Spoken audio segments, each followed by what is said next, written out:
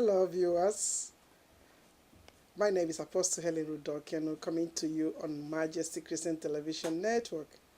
I trust all is well with you and your family.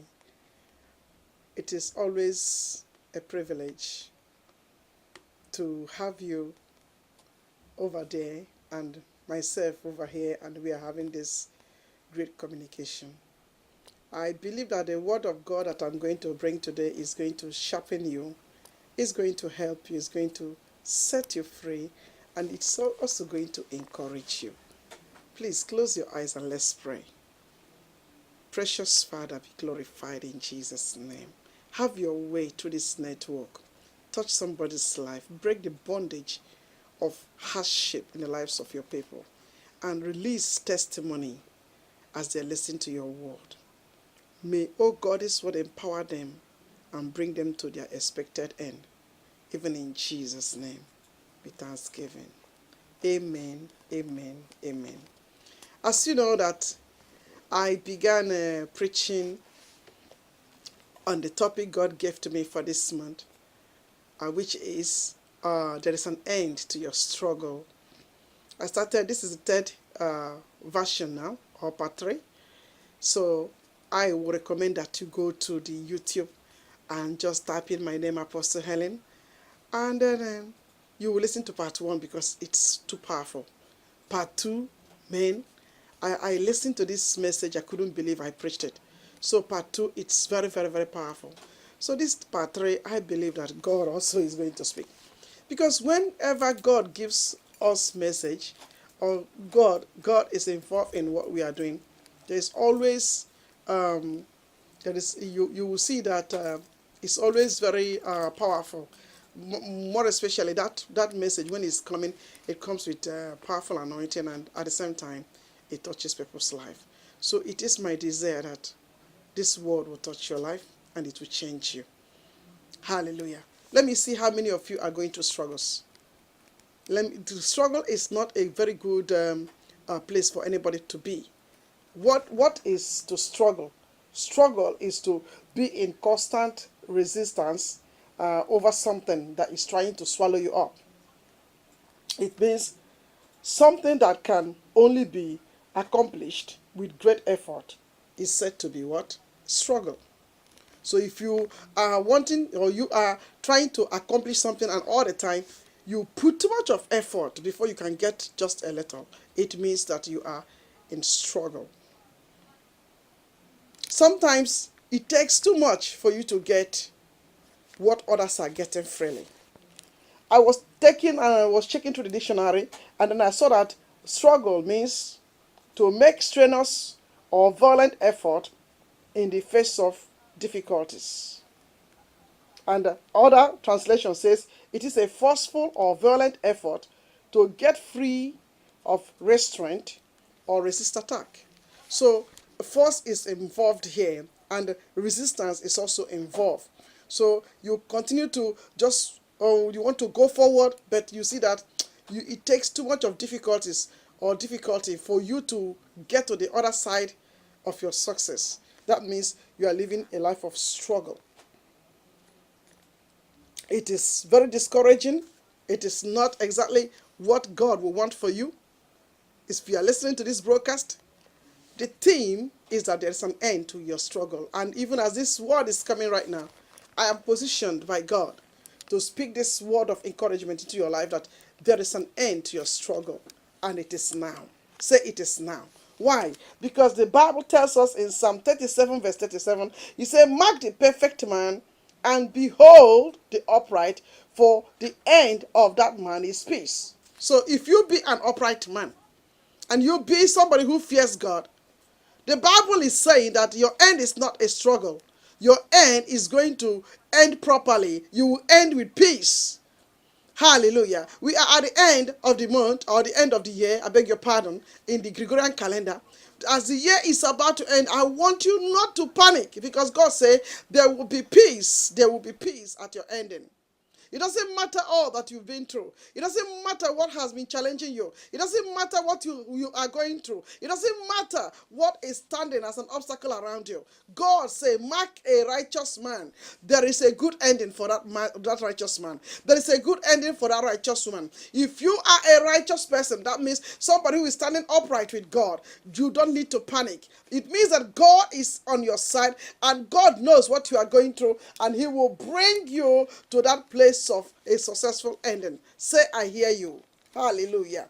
Hallelujah. Let me read another scripture again for you. In the book of Proverbs, chapter 23, verse 18, the Bible says, for surely there is an end, and your expectation shall not be cut off. Surely, surely, surely. When a statement is being made and they say surely, it means it is something certain. It is nothing but a sure business that there will be a good ending for you. Hallelujah. The Bible said, for surely there is an end to your struggle, and your expectation shall not be cut off. What is your expectation for yourself? What is your expectation that you have pertaining to that thing you are going through? Well, my expectation for you as a servant of God is that you will have a sure ending. You will have a successful ending. It means that that thing has not come into your life to last all day long. It means that there will be a time when it will be terminated by God. There will be a time when you will be visited and that obstacle will just fall off. There will be a time, if it be sickness, when that thing will come to an end. You don't need to struggle for life all through your life. You don't need to go through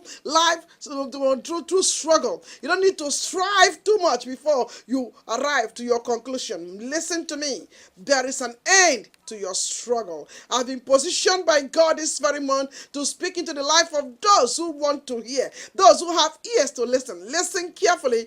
God is speaking to you. He said, your ending will be very successful. Don't panic. God is saying, because you are an upright man, hey, you will have your expectation. If your expectation be in accordance to the word of God, then you know that your expectation will be very, very successful. Hallelujah. I believe your expectation wouldn't be that you want somebody to die. It wouldn't be that you want to kill somebody. It wouldn't be that you will want something evil to be happening to those whom you hate. Your expectation first and foremost must be that you want God to advance you. Your expectation must be that you want God to put you in a very sound health. Your expectation must be that you want God to organize you. Your expectation must be that you want God to lift you so that your enemies can see that there is God in your life. Those expectations, the Bible said, they shall not be cut off. You shall surely see an end to your expectation. Hallelujah.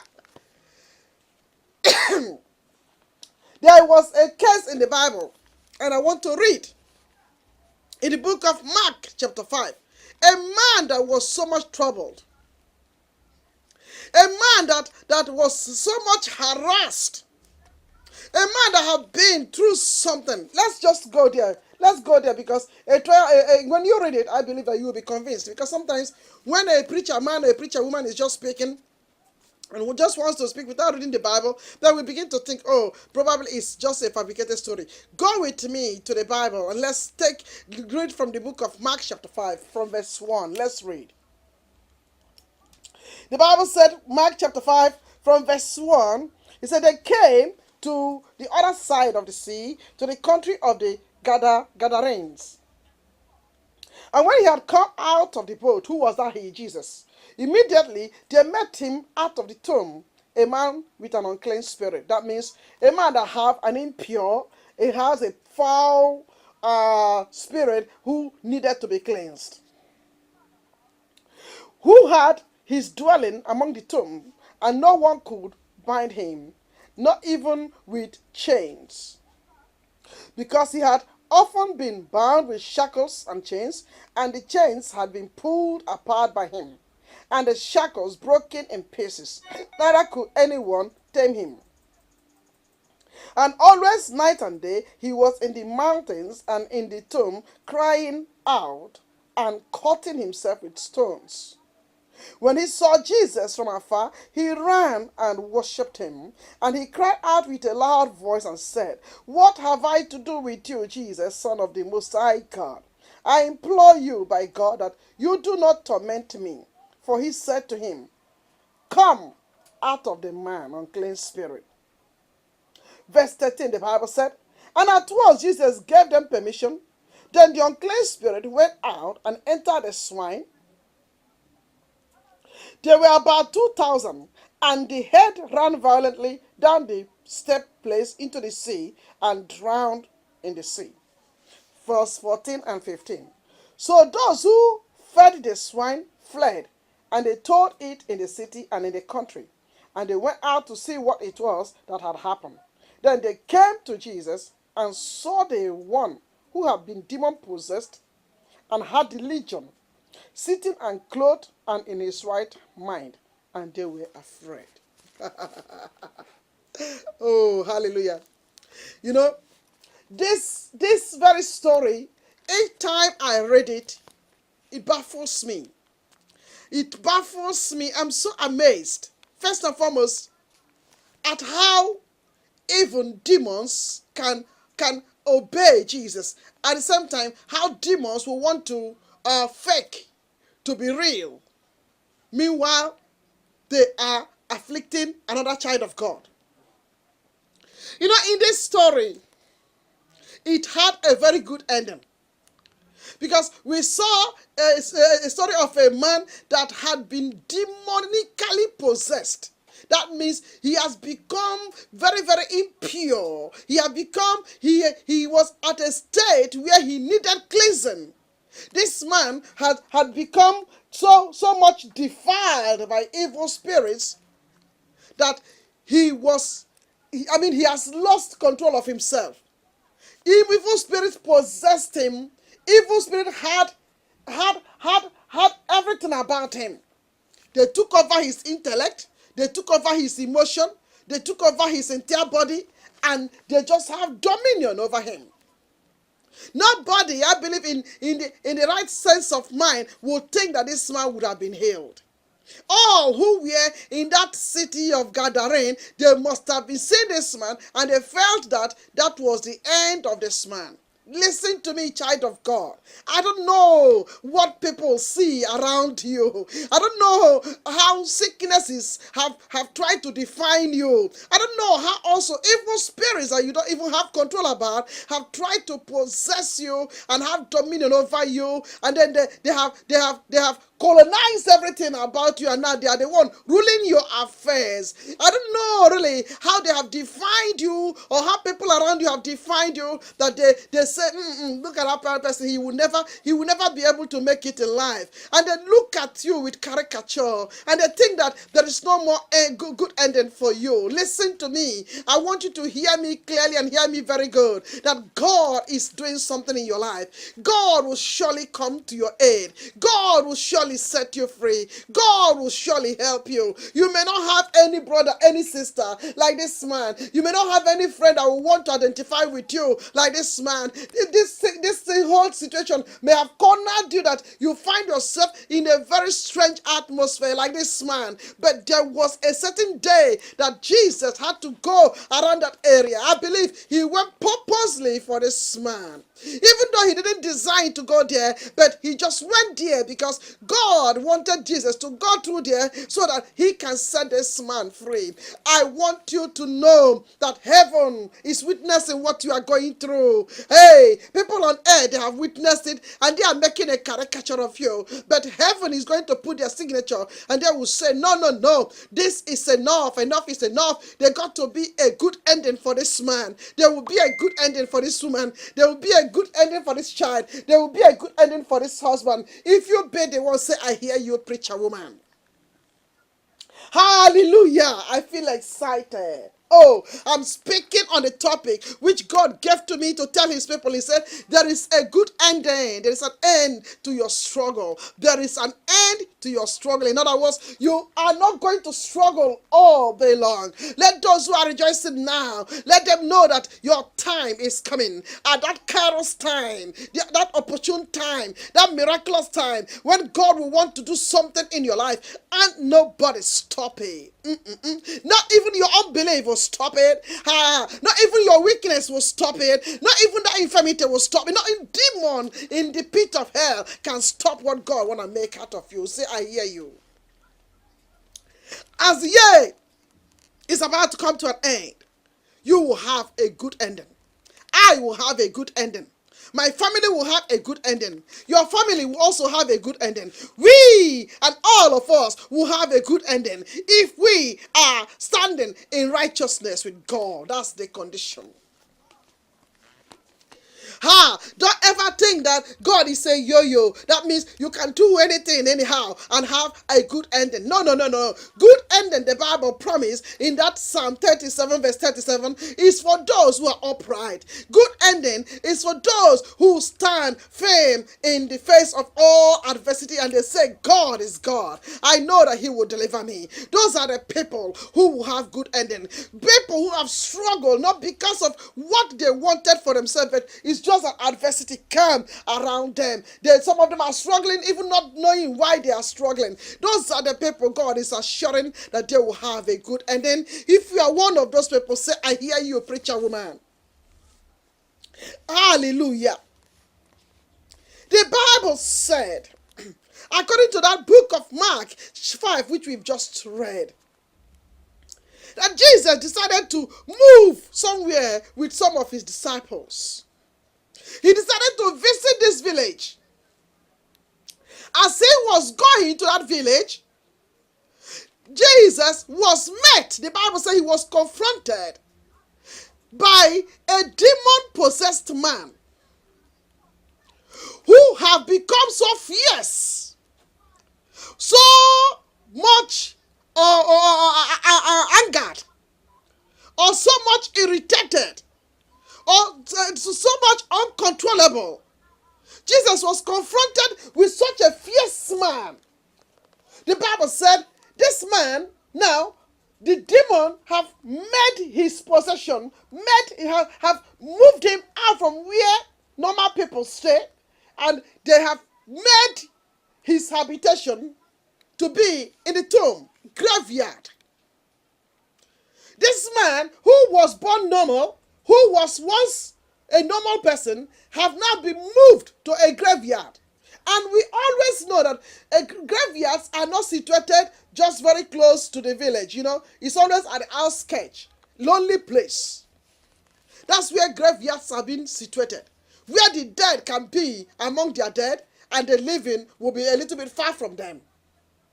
So this was a living human being, but now the devil have the demonic spirits have moved him to a place where he dwells among the dead. In other words, he was alive, not even knowing that he was alive. Secondly, he was alive. The family didn't consider him as somebody who was alive because he could not fulfill his responsibilities. He was alive, and at the same time, nobody sees the evidence of him being alive. Is that your situation? That you are alive, you can't perform? You are alive, nobody in your family, they are seeing any good thing around you. You are alive, it's like you are already dead. I was listening to a man of God one time who was preaching, and then in the process of preaching, he said that when he made an altar call for people to come out, those who are widows, he said a certain lady just got up and then came and stood. But he knew that lady very well. He said, Madam, why are you standing here? So the lady said, Sir, is it not that I'm among those who are like, what is better? Am I better than those who are widows? Because, my husband is there and it's like he's not living.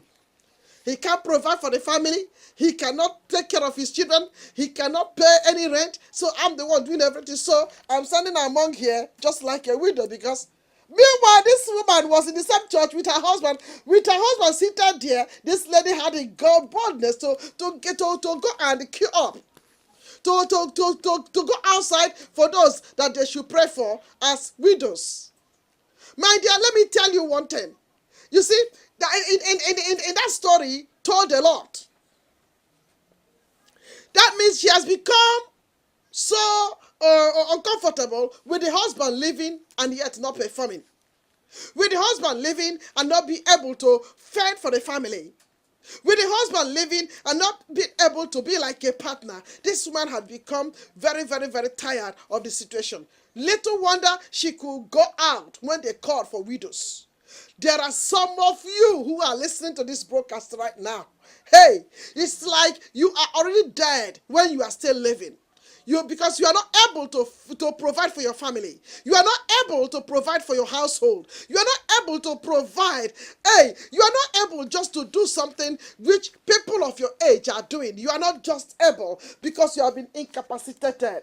The devil have hijacked your fortune. The devil have mesmerized you. So some of you, you are even regretting that you are alive. If there's a way you will close your eyes and die immediately, you will want to do it. So sometimes some of you, you are regretting, and every day you are regretting why God has not called you home.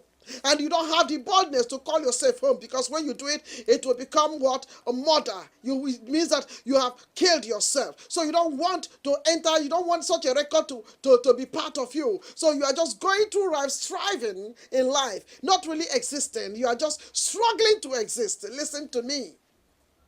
Wipe away your tears. Help is coming from above. It doesn't matter how long you've been there. God knows you. God knows where you are. He knows the point where you are. He sees all the tears and all the cries, and he will come to your rescue. Jehovah Almighty God, the friend that sticketh better than a brother. Hey, the father of the fatherless. He will come to you. I said Jehovah will come to you. When he comes to you, he's coming to do you good. When he comes to you, he's coming to repay you. He's coming to remake you. He's coming to beautify you. He's coming to take away all the ashes and all the things that have marred your beauty, and to give you a very blessed ending. Hallelujah. He doesn't lie when he speaks. He said, mark you a righteous man, there will be a good ending for him. He said, do not be afraid, your expectations will not be cut off. You will have a good ending. This is what Jehovah God Almighty has promised us. And if he be God, he will surely do it. Hallelujah. So this demonic possessed man stayed in that tomb, enjoying dead people, fellowshipping with dead people. The Bible said he has become so fierce that he could not be tamed. The situation had become so much that he could not be tamed. So he alone was terrorizing the whole family, terrorizing the whole village, terrorizing the whole community. He was terrorizing everyone around him, because he has lost sense of control.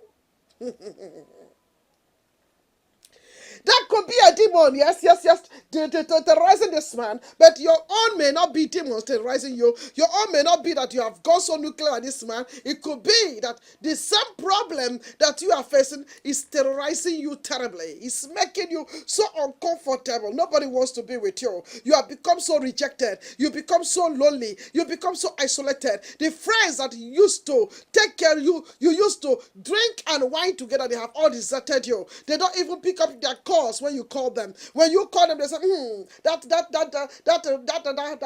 man with hardship has called again. They use mouth to refer you. When they want to, they don't call you by your name anymore. They use that guy. That's where they make their mouth when they are addressing you. Immediately they everybody in your gang that used to be your friend, they now know that you are that some even will use some words like that mumu he has called. You know, when you get to know what people call you in your absence, when you get to know how they commonize you, when you get to know some of the things they used to qualify you in your absence, then you will know really that there is no good friend around. Only God is a real friend.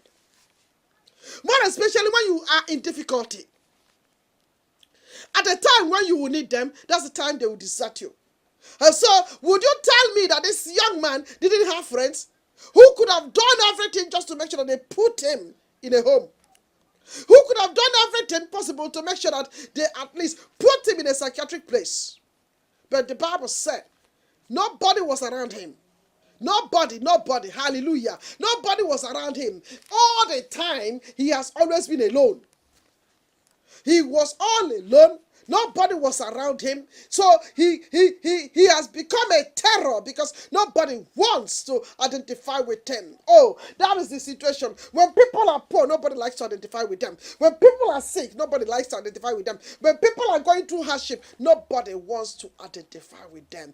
Child of God, listening to this broadcast, you are not alone. Even if you've been rejected by people, you are not alone. Even if they have abandoned you, you are not alone. Even if the wife you married have deserted you, like the wife of Job, you are not alone. It doesn't matter who have left you. It doesn't matter who have rejected you. It doesn't matter those who have communized you. It doesn't even matter if, oh my God, the family members, they are the worst. Do you understand me? Family members who are supposed to give people shelter when they have entered into mishappening. Family members who are supposed to love one and encourage one because things didn't work out. Sometimes they are the ones who mock you terribly. They begin to remember all the things you did when you had money and how you couldn't help them. They begin to, do all of those things just to commonize you. Listen to me. God is coming your way. There must be an ending. There must be an ending to that struggle, and it's now. It's now. Why? Because I know what God told me. That the Spirit of the Lord is right now upon me to prophesy over you that there will be a good ending to you. The Spirit of the Lord is upon me to prophesy over you that your struggles must surely have an end. The Spirit of the Lord is upon me right now to prophesy over you watching this particular network that you didn't tune in by accident. God is taking away ashes and is putting the garment of praise upon you. God is taking away ashes and he's rubbing your face with oil. Where evil spirits used to see you and they pest around you because there is no oil around you, God is now putting oil all over you. Oil make evil spirits not to pest on people. Oil make body very slippery and oil make body to shine. As you are looking at me right now, your face is going to begin to shine. Hey, people will identify you. Hey, your mates will identify you. Those who abandoned you, they will begin to come around you because the favor of the Lord is upon you right now. And that favor will give you that job you need. That favor will give you that husband you need. That favor will give you that job you need. That business you need. That favor will open some new doors where you will get some new contracts that will cause you and your family to rejoice as the year is about to end. Lift up your hand and shout glory. Hallelujah. I feel excited that I'm helping somebody out there, a brother, a sister that is going through a process. Listen to me. In case you are listening and God is saying to you to do something, probably you feel like stretching forth your hand and putting it on the screen so the anointing of God upon this studio can hit you. Please just do it. Don't resist it. Just do it. If you do it, something is going to leave heaven and it's going to hit you. And that's the power of God. And you will be set free. You may have been watching me as a prostitute, but you are coming out right now from that tent. You may be watching me as a fornicator, but you are being set free right now. You may be squatting with somebody who have not married you after 10 years. Hey, you are being torn loose right now. You may be watching me as a debtor. Let me tell you, there's an anointing that it cancels debt. God is setting you free. God is setting you free. Jehovah is setting you free. The same Jesus Christ that walked on the seashore of Galilee, and he was able to go to that village to cast away that demon from that man. That same Jesus is right here. He's there where you are. He's setting you free. Receive your liberty in that name of Jesus whom I'm preaching. Jesus the Christ, the Savior of the world. He is the one that have the power and the authority to set people who are in captivity free. Receive your liberty in Jesus' name. That which have been defiling you, that which have made you impure, that made you become isolated, you have gone to live in a solitary place, that thing must be challenged, and it is now. There's an anointing of God that is flowing out of this cable line. It's going to hit you in your home. It's going to hit you in your car. It's going to hit you in your couch. It's going to hit you through any device that you are watching this message from. It's going to hit you and set you free. Receive it in Jesus' name. Hallelujah. The Bible said this thing corner, this thing called evil spirit. I feel angry when I mention even that word, evil spirit. Evil spirit is a spirit that is evil, it's wicked, it's impure, it's not clean, but somehow it comes to inhabit in the lives of men and women. It makes them, they do things that are awful. They do things they don't feel like doing. There are some of you watching me. There are certain things you are doing. You don't feel like doing them, but you don't have the ability to stop. Tonight, even right now, the power of God is going to hit you. And there will be an end to that thing which is making a mockery of you. Is it your body? Maybe part of your body is not functioning well. Is it that you are bearing? What is it that people are looking at that is making people to mock at you? Hey, it's coming to an end. There is an end to your struggle. You don't need to struggle anymore. The power of God is hitting you, and it's for a purpose to bring an end to that demonic entity that is suffocating you. Say, I hear you. Say a big amen. Come on, say it like you mean it. Thank you, Jesus. The Bible said, this man who have been cornered and lived in the tomb will begin to use sharp objects, stones, to scratch himself, that the blood will be oozing out of his body, and he has no control over it. He was afflicting himself. He was afflicting, he was afflicting himself. He was putting wounds upon himself, and yet he could not feel it. Is that your situation today? That whatever you are going through is making you are afflicting yourself. You don't feel it anymore. Oh, I feel sorry for those of you who smoke, because you don't know that you are afflicting yourself, damaging your precious organs. You don't even know, and yet you can't stop. I feel sorry for those of you who will drink alcohol to the point that you enter the green bottle, and that little green bottle is controlling you. I feel sorry for you, because that thing is damaging your liver without you knowing. And then you think you are feeling high. No. It's damaging your liver. Your situation is as miserable as this man that we've just read in Mark 5, who would take something and be scratching himself, cutting every part of himself, and yet he didn't feel the pain. He didn't feel it. He didn't feel it because the ability to feel that thing has been taken away by the evil spirit. Could that be your situation? You that except you take heroin, you will not be yourself. Except they inject you with ashes, you will not be yourself. Except you go and snuff, you will not be yourself. Except you gamble, you will not be yourself. Don't you see that something is controlling you? Don't you see that which is controlling you is making, if it's in my language, they will say yeah, that thing is making yeah of you. It's making a mockery of you. Hey, may the Lord set you free today in Jesus' name. May Jehovah set you free. You see, as this whole evil spirits were enjoying the body of this man, they never knew that there would be an end to that struggle. They never knew that there would be an end one day to what that man was going through. Whoops, Jesus just appeared. When Jesus appeared, this evil spirit began to want to pretend to go and worship Jesus.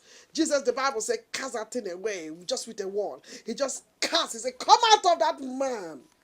And immediately, all the millions of this evil spirit came out of him, and the man was made whole. The Bible said, when the villagers who used to know that man went to that spot where Jesus was and saw the man seated and well properly dressed, they couldn't believe it was him. What am I trying to say? There has been an end to that which has been tormenting him. There has been an end to that which struggled all through with him. There has been an end. That is the same thing I'm prophesying over you. that your ending shall be very perfect. Your ending shall be very all right. Your expectation, which is that you must be set free, will surely be granted. Your expectation, which is that you want a better life for yourself and for your household, it shall be granted. Your struggle will not be all day long. There will be an end to your struggle. May God Almighty help you to be set free from everything that have ever tormented you. May you end up this year without trouble. May you end up this year with joy and gratitude. May you end up this year with sanity. In the name of Jesus, may you end up this year with proper healing. May you be delivered from all the ups and downs of the evil spirit. May you be surely delivered. May Jehovah, whom I preach his name, may the Lord God Almighty, whom I'm his servant, may he hear my voice and set you free right now, even in Jesus' name. I thank God. I bless him that he is faithful and committed to his word. May he reach out to you irrespective of your problems. May you be made whole. And when you are being made whole, remember to testify that it wasn't of your own making. It is God who have delivered you. I thank God for your life, and I'm going to meet you up again on Friday by the set time and to continue this message. May God richly bless you. This has come to you from Apostle Helen Dorkenoo of Rivers of Life Bible Church. Join us during this period and let's celebrate Christ. I hope to see you. Thank you and bye.